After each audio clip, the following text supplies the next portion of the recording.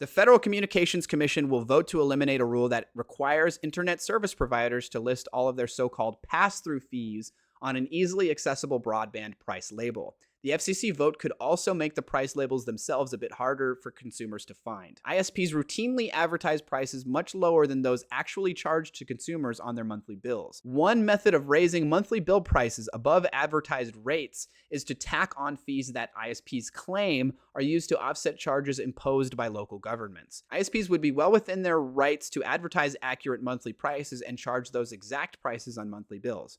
But because ISPs rarely do that, the FCC has required them to make specific price disclosures to customers for the past decade. So it used to be common practice for these internet service providers like Spectrum, like Verizon, like Frontier, or any number of them to come out and say, oh, it may only be $35 a month for you to get 100 megabits per second internet service to your house. So you sign the contract, and then when you go to actually pay your bill, it's like $50. And they're like, well, there's a $5 charge for the utility companies to maintain the poles, and then there's another $5 charge for this, and another $5 charge for that. And so it ends up being $50 effectively. And they knew all of this from the start. Of course they do, because they're the one who sends you the bill for all of it. Okay. Of course they knew all of this, but they'd rather advertise to you that the raw rate is $35 and sort of basically trick you and in a way mislead you into potentially buying a more expensive plan than you otherwise would have. The Biden era FCC updated the broadband label rules to require that ISPs itemize on the label all discretionary monthly fees that the provider passes through to the consumer. The change drew protest from Comcast and other ISPs that complained bitterly about the complexity of listing all the hidden fees they had chosen to charge.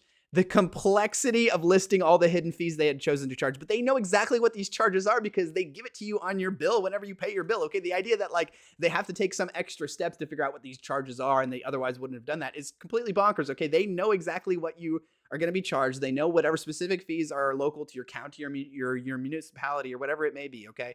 And the idea that it's really any burden on them at all to put it on your bill or to put it on the advertisements surrounding what sort of package that you're signing up for is absolutely ludicrous. Under Chairman Brendan Carr, the Trump FCC has steadily whittled away at requirements imposed under Democrats. An order released in draft from last week would eliminate the requirement to itemize pass-through fees and let ISPs list them in a single up to amount. The up to amount can include both government fees and fees charged by non-government entities such as owners of utility poles. So it's better than letting them completely go rogue like they used to be able to, where they would charge you like $35 a month for your 100 megabit per second internet, but then just without really saying much at all or having it buried in a 30-page terms of service agreement or whatever, there may be $5 or $10 or $15 more in charges that you're going to experience because of various locality taxes and requirements and whatnot, that they are going to require them to list a single up to amount. So it's better than that, but like they're going to give you a range, right? They're going to say, well, it could be between $35 or up to $50. And then all they need to do is be like, oh, we're pretty sure it's going to be closer to the $35, wink, wink. But really, they know that like, okay, it's probably going to be closer to $45. We're just going to tell them like it could be as low as $35, right? Instead of just telling people and being transparent about what they're being billed for and exactly the cost of it, like you would have basically for any other kind of service. And you might think to yourself, oh, well, why don't consumers just go towards companies that are going to have transparent pricing and like shy away from companies that are going to play these silly games and charge you more without you knowing? Well, when it comes to services that are like contract based, where you sign like a year-long contract or you pay monthly, or in the case of ISPs where like a lot of times there's only one ISP offering or two or three, or they have an effective monopoly or very close to it or extreme levels of market control, the idea that like there's going to be really any alternative that you're going to choose that's going to be the same cost that isn't engaging in these practices, that's going to provide the same level of service or whatever, is just unrealistic and isn't going to be the case in almost every circumstance. And so they can get away with doing this kind of nonsense with basically no consequences because there is a lack of proper competition in this market. The thing that works about capitalism is competition, but when there isn't a fully fleshed out competitive market for whatever reason it may be, right? Maybe there's only the ability for you to have a handful of ISP providers in a specific given area because the utility poles and the internet lines that are run under the streets and whatnot are privately owned and they aren't owned by the city, so that therefore they're only owned by a handful of companies or whatever, or that the regulatory system in place allows for an extreme amount of market control to be acquired by a specific company or a handful of companies, means that competition is not going to be as high as it could be, and that who's going to suffer because of that? It's going to be the consumer. There really isn't any like good good faith, consumer oriented reasoning for implementing this rule change. Really, this is just like an executive's wet dream. I wouldn't even call this protecting business interests, right? This is protecting the ability for companies to potentially mislead you over your right, or what should be your right, to have transparent pricing on these sorts of things. The order to be voted on later this month includes a few other changes that will please ISPs and their lobby groups. ISPs will now be allowed to provide links to price labels instead of displaying the full labels prominently on ordering pages and account portals, and will be allowed to stop making the price label information available in machine-readable spreadsheets. So what this means is they are allowing them to place hurdles between you understanding what you are being charged and them actually displaying what you're being charged, right? You may have to click on a link to access another web page that's going to show you the exact price breakdown instead of just showing you what those prices are on that same web page, right? And are they doing this because it's actually onerous or difficult or costly for these companies to display it on that original web page? No.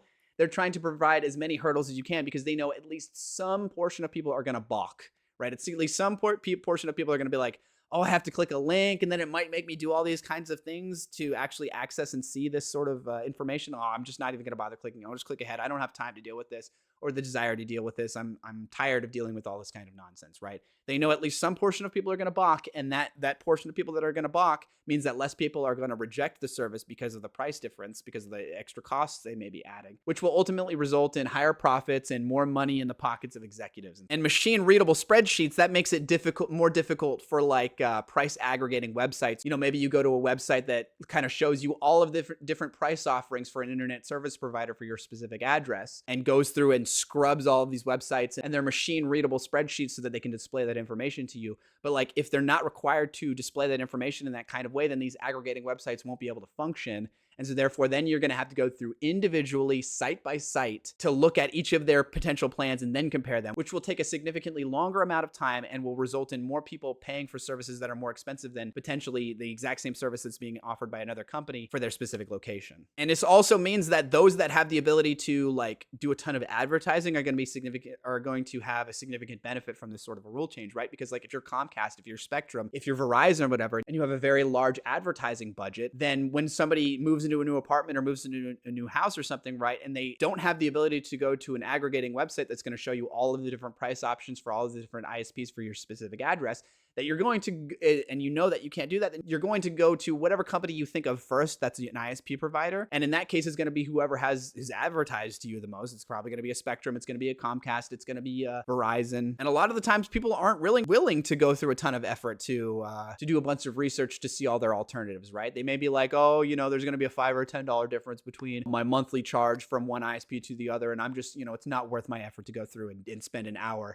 going to different websites and writing down all their different price options and packages and whatnot, which will, just like this machine readable spreadsheet change, will result in more profits, more money in the pockets of executives, and is doing the bidding of these corporate interests. And there's just really no good faith reasoning behind implementing this kind of rule, right? Because it's very much anti-consumer rights, anti-consumer transparency. The FCC is also relaxing the requirement that price information be available over the phone. The FCC said the change will allow phone sales representatives to present label information conversationally as a summary of key label fields rather than require verbatim recitation. And you know who this is going to target? It's going to target older people who aren't as savvy with tech, who aren't able to open up 10 different tabs of all the different websites and do all that research in a number of minutes. They're the kind of people who go and make those kind of phone calls and calls up the ISP and, oh, what can you offer me, sort of thing. This sort of rule change very much directly targets those kinds of people. And that's very sad that like your grandpa potentially could get duped into paying for a more expensive service than they might need because they're relaxing the rules on how they're allowed to advertise and swindle these people over phones. And it's not some 25-year-old who moved into his first apartment or whatever who's calling Verizon to see what they have to offer, right? It's going to be the 70-year-old retiree who doesn't really have much experience with computers and is doing the way that how things were done most of his life, right? You call these people on the phone, and that's how you establish these sort of contracts, these sort of deals, and get this sort of information. So that makes this change very scummy. If ISPs wanted to make things simpler for consumers, they could treat these non-tax expenses as the cost of doing business and incorporate them into the advertised monthly prices. The prices consumers ultimately pay might not change if advertised prices were accurate, but it would be easier for regular people to figure out what they'll pay when they sign up for a service, which is exactly what they don't want to happen, okay? They want it to be as obscure as possible, because all of that obscurity, all that obfuscation just means more profits and more money in their pockets. A planned change mentioned earlier in this article will likely result in fewer consumers seeing the price labels at all. Instead of displaying the full label at the point of sale and in each customer's account portal, ISPs will be allowed to use hyperlinks to direct potential buyers and current customers to the labels displaying the full price information. Yeah, like I said before, this is going to result in some people balking and just never seeing the information at all. And like, it's not expensive or costly for these ISPs to do it, right? They have to have a web page that displays this information, whether it's done directly on the portal itself or that you have to click a link and it's on a totally different web page or whatever, right? While using hyperlinks to broadband labels instead of displaying the labels automatically may result in fewer consumers reading the label, interested consumers still have the opportunity to view the broadband label, the FCC. Yes, of course, in some way, they're still going to have to be able to present that information. But like, what's the good faith reasoning for this sort of thing, right? It doesn't save them any money, right? This is not a like regulatory burden on the part of the ISPs. The only reason that you would implement this kind of rule is corporate interests, is so the ISPs can squeeze more money out of you in slimy ways. It may become more difficult for third parties to collect price data because the FCC intends to eliminate the requirement that ISPs provide the price label contents separately in machine-readable spreadsheets files on their websites. Yes, this article, whoever wrote this article is thinking exactly the same way as I am, okay? If this isn't available, then these price aggregating websites where you go to that show you all of the different ISP providers and all their different packages and price options in one location, that won't be possible. And that to get all that information and to aggregate it all in one place, you're going to have to spend potentially hours and hours of research and taking notes and all that kind of stuff that people are just not willing to do in many cases, or just straight up don't have the time or interest to do. And I don't think they should have to, right? And it's not costly or difficult or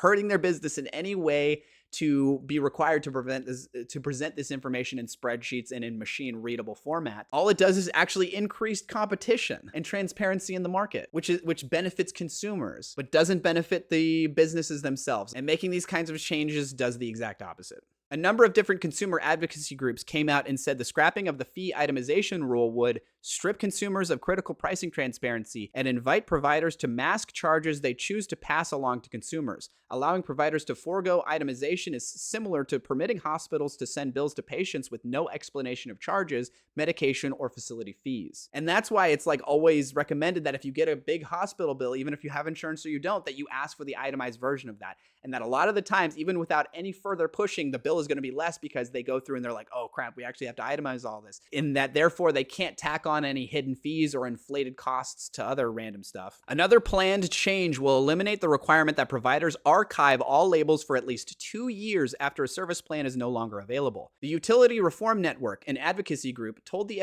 FCC that archived labels provide crucial data about how prices and services change over time, which makes sense to me, right? Without that kind of tool, it'd be much, much more difficult to track if this ISP's price increases are consistent with inflation or if they're just extracting more profit from the equation. Remember back in like 2017, 2016, the beginning of the first Trump term, how net neutrality was a big talking point, a big issue that was going around. I remember the Ajit Pai, the FCC commissioner that Trump appointed, I'll put him on screen right now with the big Reese's mug or whatever. Remember when there was all those memes going around about him? There was all sorts of worries about how ISPs are going to take advantage of this. Now, what is net neutrality in specific? Net neutrality is the idea that like ISPs, internet service providers, need to treat all traffic going through their wires equally, right? They're not allowed to discriminate, for instance, between like YouTube traffic from like some obscure website that you may be accessing, okay? They're supposed to give them all the same level of speed and bandwidth and whatnot. And there was all sorts of worry that like they could break it up package-wise like cable networks used to, where like you want to pay for the YouTube package and access to YouTube, then you got to pay this much. Oh, but if you want access to all these other kinds of websites like Netflix or whatever, that's going to be an additional charge and all that kind of stuff, right? When Biden got into office in 2020, he appointed a new FCC chair and they tried for a number of years to reinstate net neutrality, but like they didn't really try hard enough and they didn't really have the tools necessary to do it. And so in 2024, they officially did it, but then a court struck it down.